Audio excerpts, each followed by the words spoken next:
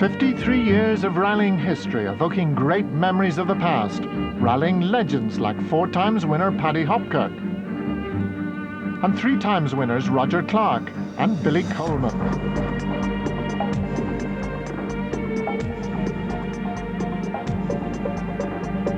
The great flying Finns like Pentti Riikola,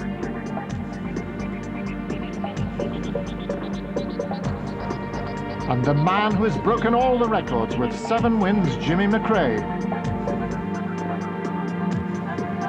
Followed, of course, by his son, who is destined to become world champion, Colin McRae. The Ulster Automobile Club claim that the circuit is now one of the longest tarmac rallies in the world, but it would seem to be a dubious honour with a mere 45 entries. Day 1 is from Bangor to Tallaght with 7 special stages along the way. On day 2, they're in the Wicklow Mountains for a further 9 stages. On the 3rd day, they return to Bangor with 7 more stages in the Midlands. And the final day is in County Down, bringing the total number of tests to 32.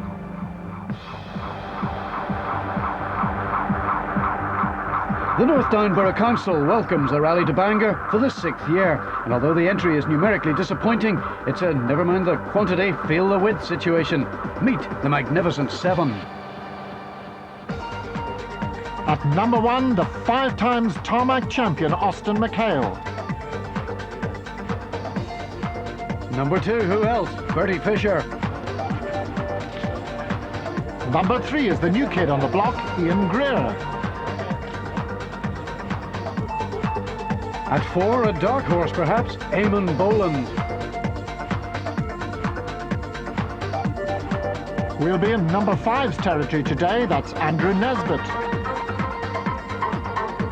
Number 6 is the Carlow man, Stephen Murphy. And completing the Magnificent 7, Derek McGarrity.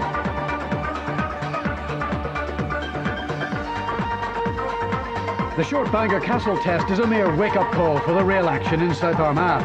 And for Mo, it's a very different Good Friday to the one she spent up the road 12 months ago.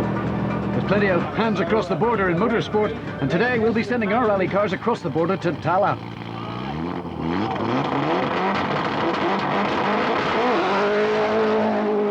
Austin McHale and Brian Murphy, the reigning champions, are on a mission, as they have a lot of leeway to make up following their early Galway retirement. Last year's sensational win must be repeated if the Dubliners to stay in touch with the Toshiba race, and he gets equal second fastest time on the opening test. Drops 7 seconds to the fastest man on stage 2. He's equal second fastest again on stage 3.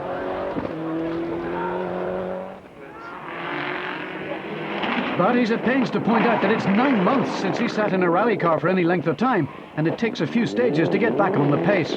He's in 3rd place by Newry.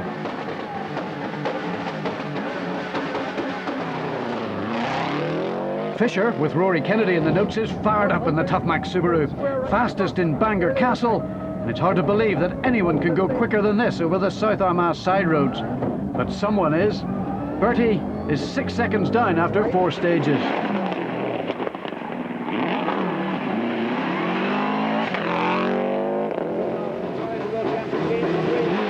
Go for it, Greer, whispers Mo. Well, after all, he is a Hillsborough man. The Toronto DePaul driver is 2nd fastest through the castle grounds and 3rd fastest on stage 2.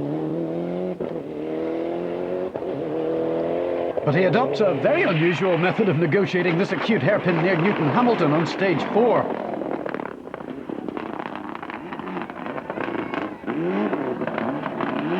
It's a corner that will have a significant effect on the rally on the 2nd run through.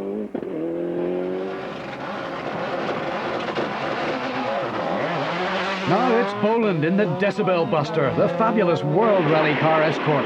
The Hertz car negotiates the Bangor hairpin beautifully. But he'll report a spin on stage 4, so he's back in 6th after 4 stages. Now here's one to watch. Armagh man Andrew Nesbitt may only need James O'Brien's instructions as a reminder on the first day, as the organisers have kindly placed the Good Friday loop of 6 stages in Andrew's homeland. Once he gets into Armagh, he flies. 4 seconds up on stage 2, 5 on stage 3. He's checked back by Fisher on stage 4, but he leads the rally by 6 seconds into Newry. The revs are up as the second WRC Escort leaves the line. And wasn't that mighty, Mo? But did something give there? At the first corner, the Stephen Murphy-driven Statoil car is in trouble. A central differential has been damaged off the start line, and by stage 2, it's all over. The frustration must be unbelievable. All those hours of note-making, the expense of bringing the team to the start, and all for nothing. Is it any wonder that Mickey Morrissey is distraught? With just 4 stages down and 28 to come, the Magnificent Seven has been reduced to 6. Derek McGarity is in the third of the hot Group A Subarus, and the Eurocables car comes into Newry in 5th place, 51 seconds behind Nesbitt's leading Impreza. Early days, but there's no denying who's made the early impression.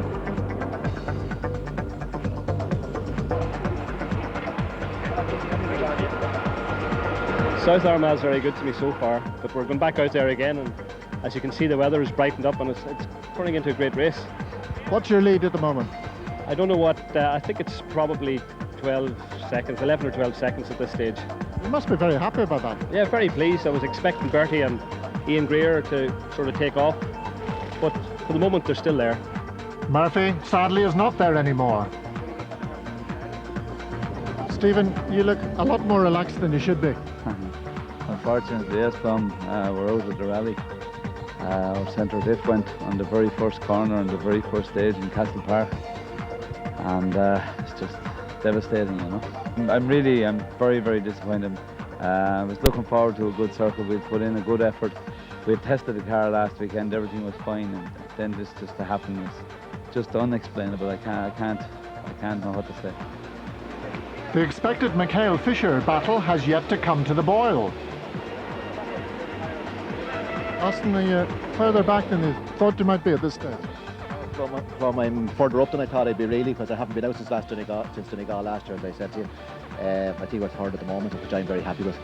It takes the commitment to get back into the car again, and it's just taken us a while to really get into it, so I'm happy enough.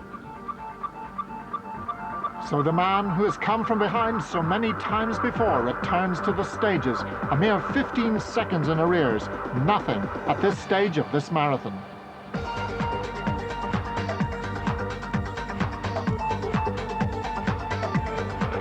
Stage 5 seems to suit the Toyotas, as Austin is just 2 seconds slower than Ian Greer.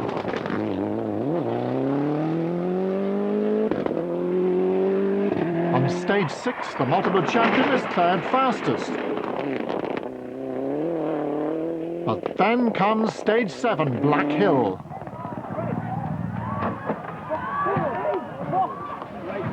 It was a high-speed accident. It was out over a slight crest, we call it, was about 132 mile an hour, and we came over the crest, and there's a lot of spectators on the road, and I probably braked maybe a little bit early. The car just got out of sequence, and there was a series of jumps into the corner, so we got onto the grass and that was it. We just went off backwards into a ditch, and thankfully there was nobody hurt. That's the main thing anyway. There's no spectators there. Myself and Brian is 100%. The car is slightly damaged, and I'm slightly disappointed with that, because it's been a very good car and it's been a very loyal car to us, but you know, things like that happen when you're going at that pace, and that's it really. But as I said, the car is not badly damaged. I know there's all sorts of reports put out yesterday the car was burnt out and this sort of thing, but that is not correct. There's no chassis damage or anything like that. So the car will be repaired in a couple of weeks and it'll be ready for Killarney, and that's the whole purpose. There's drama also in Group N, where Gavin Harris had got the wrong start time. Seamus Leonard had lost time with an off-road excursion and a puncture. And that left Gene Megan's Mitsubishi Evo 5 in the lead of the showroom category, in 8th place overall at the end of the first day. The Nesbitt family are very well represented in the top 10, with Andrew's brother Alan in 7th place. 40. Jump into turn 5 left. Then it's the second Toronto DePaul Toyota, driven by another South Armagh resident, Sean McCardle. Sean had a small problem at that T-junction, but he and Damon Garvey, newcomers to the Group A club, are in 6th place and happy to be leaving home territory, where there's a lot of pressure from the local fans. 5 right, 40, this in the square left, a 4 and 1 right.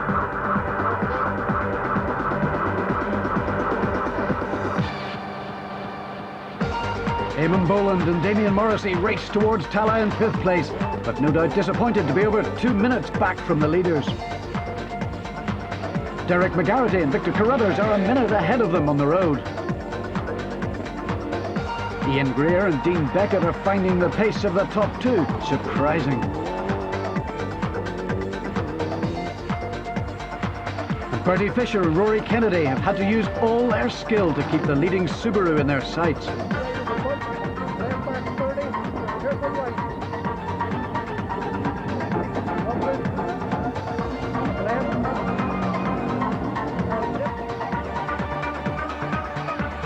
But the undoubted number ones on day 1 have been Andrew Nesbitt and James O'Brien, who tank into Tala with a 14-second advantage.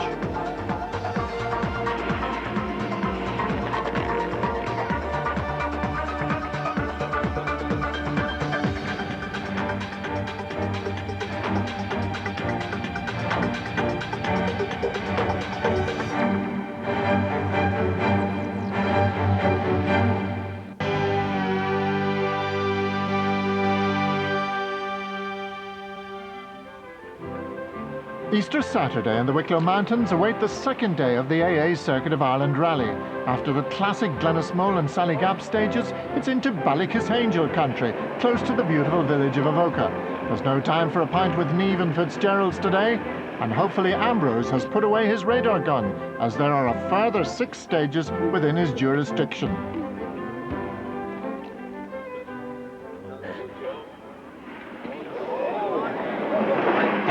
Certainly be in Ambrose' notebook after that one, but it only drops him 1 second over the 8.5-mile test.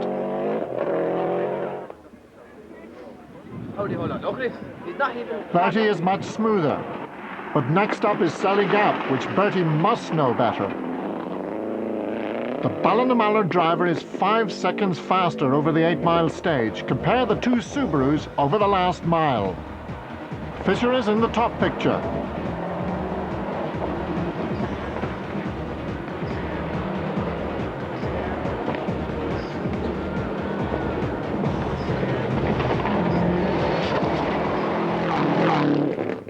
The Tough Mac car gained 0.3 seconds over the distance you'd been watching. The Cork winner Ian Greer, who is obviously running the Celica on a very low setting, is a novice in this terrain, and he drops 7 seconds to Fisher. He can only hope at this stage that the Subarus will not survive the ferocious pace that they are setting. Derek McGarrity is also finding it hard to stay with the leaders, and the Belfast driver clips a rock on his run to the Avoca service area. We're now travelling at over 90 miles an hour with a puncture on the right front wheel. It's a gamble. Should they stop and change the wheel, or hope that the damage will not damage the suspension before the end of the stage? It's a gamble that doesn't pay off.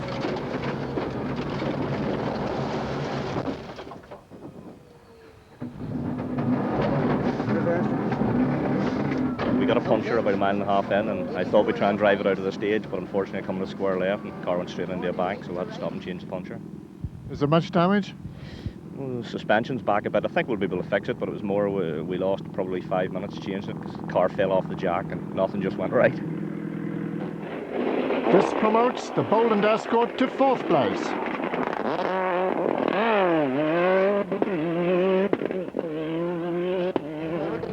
And Sean McCardle also moves up. Sean is in Ian Greer's Cork winning car, and he's gaining confidence by the mile. He's now up in 5th place.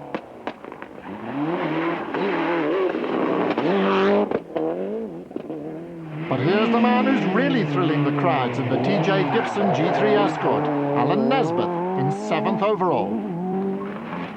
Eugene Megan demonstrates that old Mitsubishi problem at hairpins, and the Monaghan driver who trails his rear bumper is now under pressure from a rapidly recovering Seamus Leonard. Well, went well this morning. We took 31 seconds of Gene on the first stage, 26 on the next one. We went off on that one, but we still took 7 off him, like, so we're trying to climb up the leaderboard again, like, so hopefully we can stay on the road, like. There's a very interested spectator on the Saturday stages. Frank, rumour has it that there's a bigger one in your house. Well, there's one within my grasp at the moment, and I hope to have it out in Killarney. It is actually an identical car. It's a full works Kankkunen car, is it? It's the identical car that finished second in the RAC, and Peter Solberg drove the car fully rebuilt in Sweden in February then. It'll be good to see the former tarmac champion back out in the Killarney stages in a few weeks' time. Meanwhile, the battle rages on. Stage 11, Kilmacraig runs along the Vale of Avoca, and Andrew's lead is under threat again. He falls back 6 seconds to Fisher here, then replies to his rival on stages 12 and 13 by taking 9 seconds back. It's a fabulous battle, and the Armagh driver is beating the great Bertie Fisher in an equal car and on neutral ground. The rally's only half over at this stage. Tomorrow's going to be equally as competitive, particularly that there's very little time between the two of us, and who knows what tomorrow will bring. Never has so much been provided by so few for the enjoyment of so many. This is classic rallying, with 2 great drivers right at their limits, and a massive quiz game at each service point as to what compound of Pirelli to fit.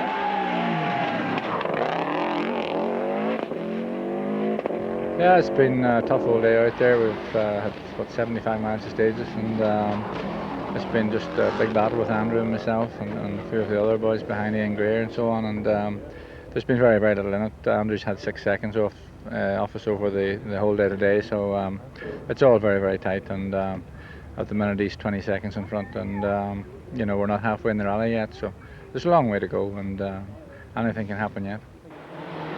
Ian Greer is firmly set in 3rd place, over a minute behind the battling leaders and almost 3 minutes ahead of the 4th place crew.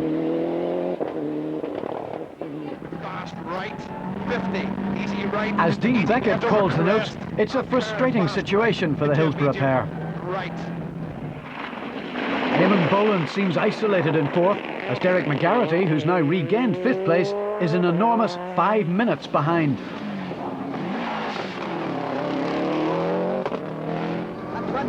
But Derek is never one to give up, as our onboard footage shows. Square left. Square left. 60. Steady up. 60, right? Okay, steady up. And here's the famous 5 at the halfway mark of the AA Circuit of Ireland Rally.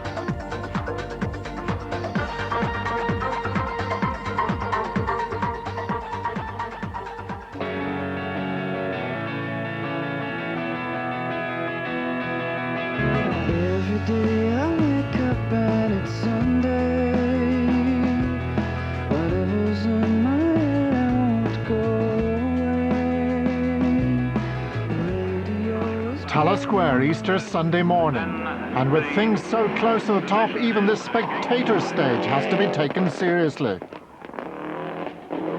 Andrew and Bertie tie for time in the square. But this time-consuming spin on stage 17 close to Kinnegad does not help the Philip White Tyres car's cause.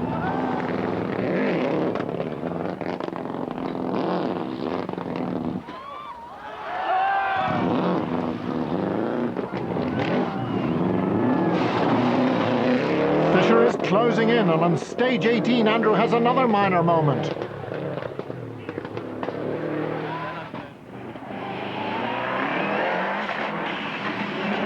By the Kilbeggan service, the gap is down to just 8 seconds.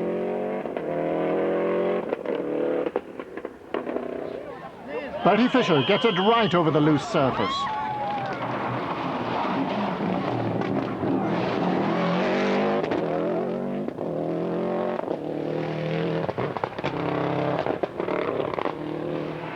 And right again on stage 18. But he's not making dramatic inroads into Andrew's lead, and it looks like Andrew has checked his advance once again. Ian Greer is certainly still trying, as we can see from inside the Celica. Square left.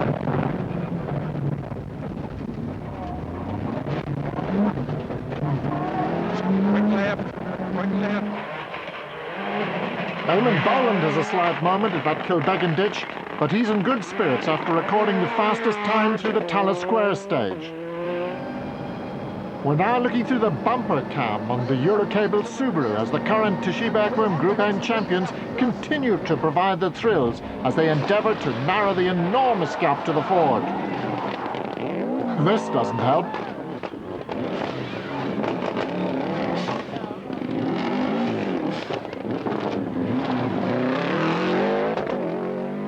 The charge of the rally, however, has been provided by Seamus Leonard and Jerry McVeigh. They're now back in the Group N lead, and they've just moved ahead of Alan Nesbitt, and that's an achievement the way he's going.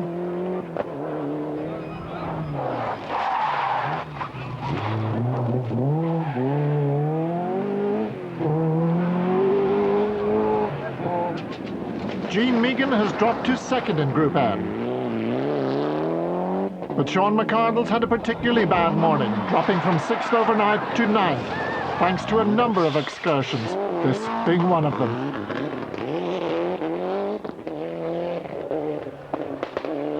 Gavin Harris is now 3rd in Group N and 10th overall. At Kilbeggan there are fears about the differential in Nesbitt's car, but thankfully everything is okay. I know Bertie's impressed with what's been happening this weekend. He must be delighted. I'm very pleased. He and I have been having a great battle, and true to his word, he's a good old teacher, and if you can stay with him, you're going to learn a lot. And learn a lot he has. It's down to 8 seconds, but you know, there's obviously still a long way to go in the rally, and Andrew's still going very, very quickly, I can assure you, you know. But you know, we're going to keep on trying. We're not going to back off.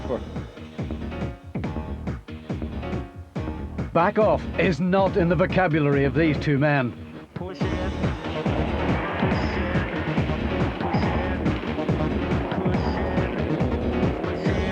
Stage 20 and no change as Nesbitt and Fisher tie, so the gap at the top remains at 8 seconds.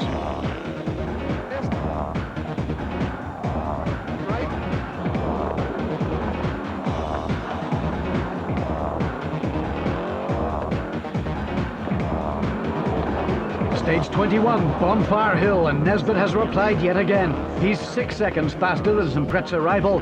The lead is back up to 14. Oh, it's a great rally. I'd say it's one of the best battles that I certainly have ever been in, and we're moving now to the dark stages over in Drogheda, and who knows what will happen there, but hopefully the pace will continue to stay at what it's at.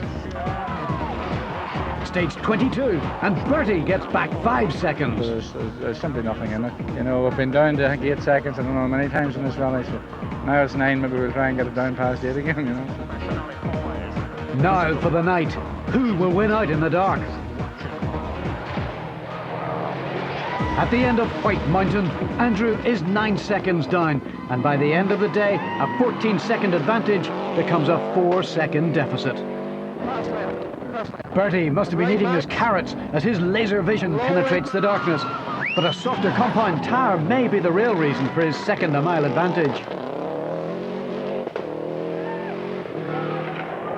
Ian Greer with turbo glowing is 3rd quickest, but 26 seconds back from the fastest Subaru.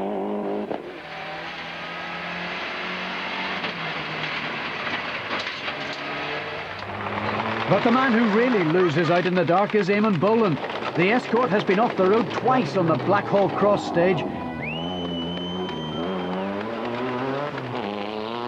and it struggles out of the test, still in 4th place, but only because McGarity is down to 2 gears. However, he'll get that repaired before Bangor.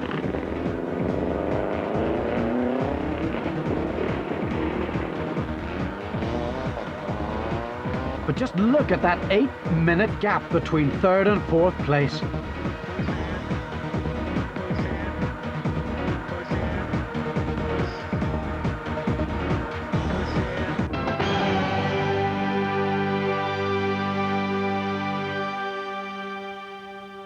Five, four, three, two, one. Go, easy left. The final day of the AA Circuit of Ireland Rally, and there is everything to play for. Bertie Fisher, for the first time in the event, is in the lead, but only by 4 seconds. And there are 63 competitive miles remaining, and every inch will count.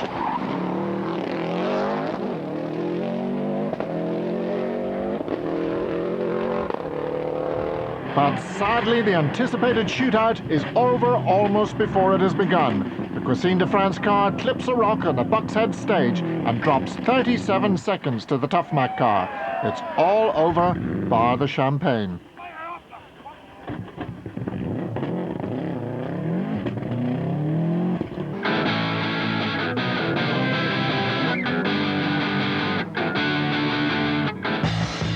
The devastation of 4 days rallying has taken its toll on the 45 starters, and there are plenty of hard luck stories. Dave and Mike Patterson were occupying considerable space in their parents' rally bulletins with their antics in the Micra. The Bulletinis had climbed as high as 21st, but by the end of the second day, they were in trouble. You seem to be in a bit of a panic here. We've fuel pumps starting to pack up, wobbling about in the fuel tank, and gear linkage is starting to crack now as well, so we don't have the technology to fix her, and these boys here are hopefully going to get us going. We're starting to run out of time now, but... You got something for the next bulletin? Yeah, indeed, very exciting stuff. But I mean, it's all go here, but it gives you that extra incentive when you have two of your sons competing. It's really good fun. The Micro machine gets back to its giant killing act, but David and Michael will retire with fuel pump failure. Seamus Leonard wins Class 4, but Tom Holton, Dan McCartan and Paddy White are not so fortunate. Tom and Andrew Cullen in their profile Subaru have been bank bashing on stage 2, incurring a 2-minute penalty. They struggled on through Saturday, but eventually succumbed to gearbox problems. Bad luck continues to plague Dan McCartan and Michael McElwee in their Martin Riley Motors Evo 5. Apart from the problems that all Evos seem to have at hairpins with no independent handbrake, car number 26 will retire at the end of the first day.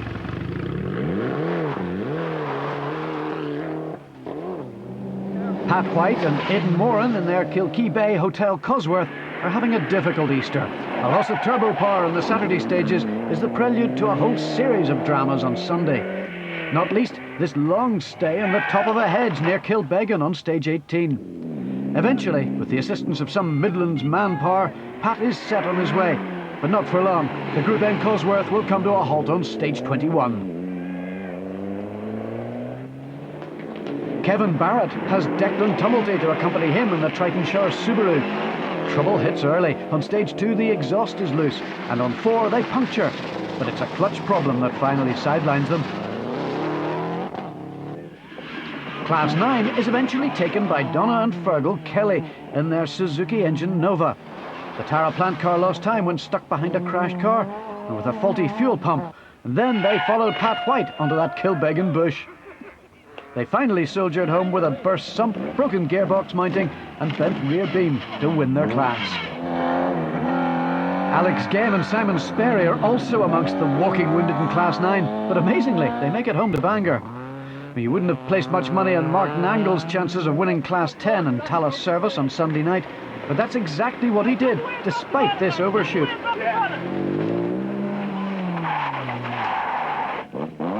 Another testament to the never say die spirit in rallying. And then we have the tail-out entertainers in Class 11, like Reg Britton and Avril McGee in their DF Clark Clothing Mark II. Apart from a manifold failure, the Derry Donnelly driver had a ball, finishing 11th overall and exactly 8 minutes ahead in their class. Winston Henry and Martin Bolton had been out in front on day 1 and increased that lead on day 2. But it all went awry on Easter Sunday, so the veteran in the Francis Neal Motors Escort had to settle for second in Class 11. Norman Savage and Hugh Williamson were third in that class after replacing 7 drive shafts in the Pepsi Astra during the weekend. Frank Charlton in his Vauxhall Engine Mark II had a frustrating return to rallying in the FS Wheels car, retiring when he was late into Tallaght after engine management problems. But Frank was out flinging the mud again on the Sunday stages. What happened to your face? Got covered in muck. Some rally lad, some idiot, just threw a load of muck on me. Load of muck on you. And did you get his number? No, I'll probably sue him. A litigation-led young lad. Dave and Quentin Park would no doubt like to sue the person who supplied their steering rack. they have a steering problem in the very first corner in Bangor's Castle Park, just like Pentia Ricola did years ago. They'll manage to fix that problem, but McArdle's Escort retired at the end of the first day.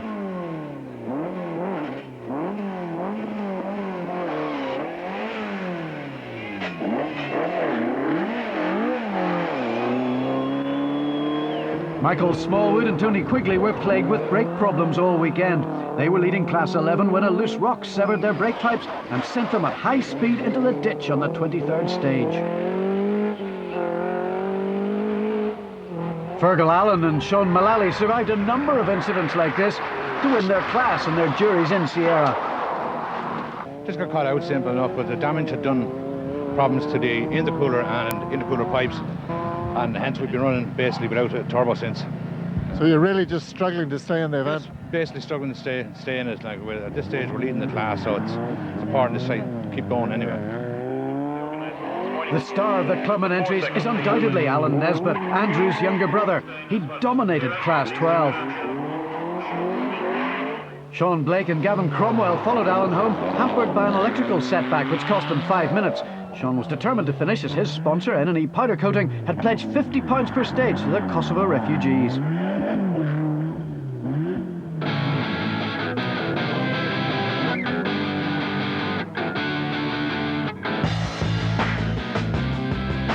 Drew Wiley, with James Dorn on board this year, had hoped to repeat his victory of 12 months ago in the Historics. The Belfast driver had built another Lotus Elan for the task, and he planned to again beat the all-conquering Porsches into submission. Unfortunately, all he beat this year was the front panels of his plastic projectile, and the little Elan eventually cried enough with suspension failure and other maladies on Easter Sunday afternoon.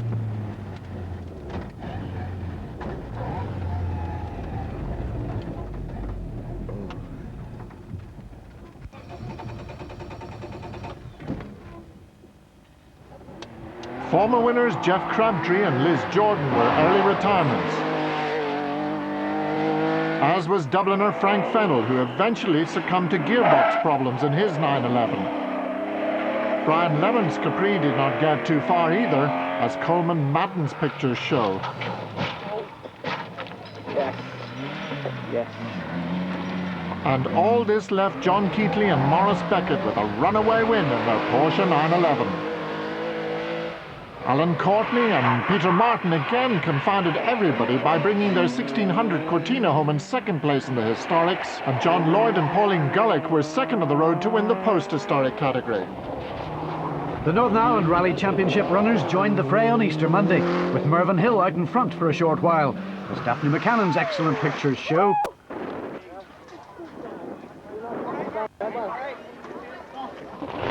Charlie Donnelly took over in his Toyota. He also joined the retirement list, leaving the Easter Stages victory to Dennis Bickerstaff, with Robin Phillips and Sean Haveron following him home.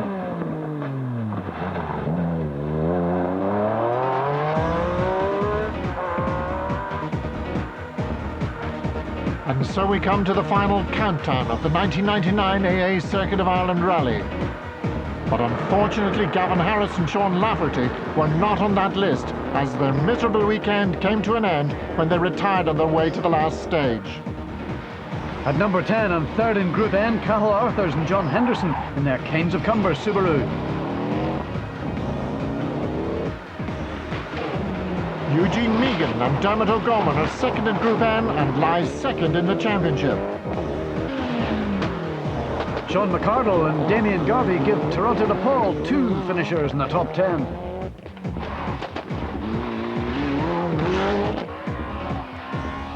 And Alan Nesbitt and Ronnie Hughes make it 2 Nesbitts in the top 7.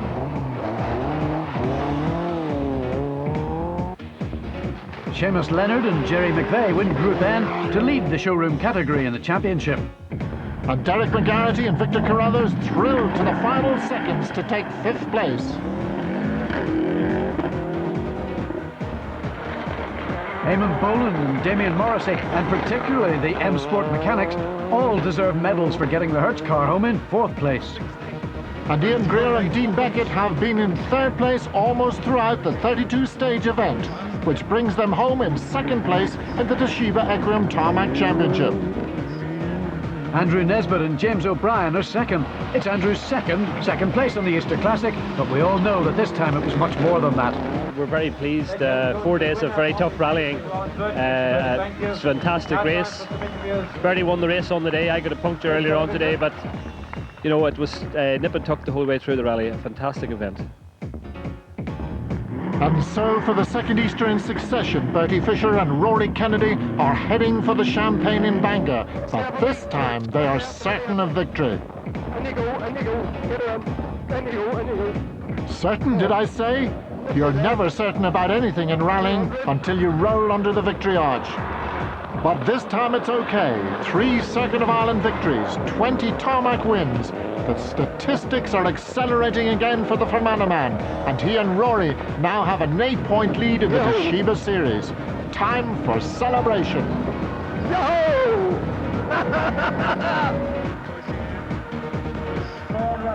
Bertie Fisher and Andrew Nesbitt have made the 1999 event a classic, as we have already said. Never has so much been provided for so many by so few. The UAC will no doubt be having a long think about Irish Motorsport's flagship event before the millennium. It's sad to see that the circuit can currently only attract 45 starters. It's been a good event, and it's been a tough event, and it hasn't been easy to win, and fair credit to Andrew Nesbitt. He really gave us a very, very hard fight. At one time I thought maybe we weren't going to come out on the right side of it, but we went out this morning and we got a very, very good time on the opening stage. Andrew had a problem, and that really sort of decided the day, I think, you know. Austin McHale's chances of a 6th tarmac title are not looking good, but Ian Greer and Andrew Nesbitt are well placed to give Bertie a real run for his money over the next 3 rounds. See you in Killarney on the May Bank Holiday weekend. Turtle Sporting Shadow.